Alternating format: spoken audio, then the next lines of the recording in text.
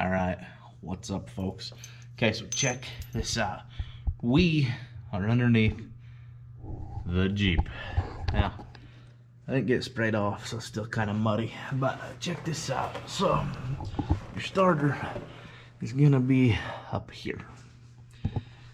So, your starter basically goes right there.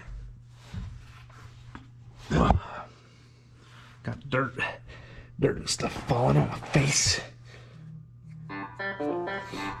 Anyways, your starter goes right here. Now these are the connectors that go on your starter. That just plugs in, and that you just gotta put on the top of your starter.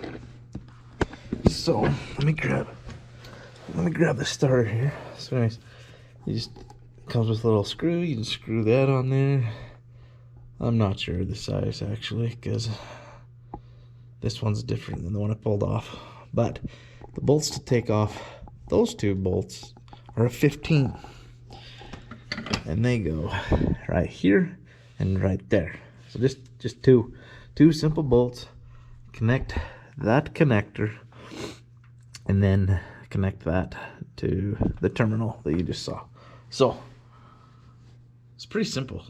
I mean, it's not that hard to uninstall, so it's not that hard to install. But I can't really film and, you know, try to show up under here the starter.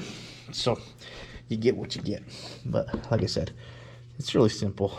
2 bolts and a nut that goes on the tip of that. And that's it. And plug your connector in and you should be good to go. So super easy. Easy peasy.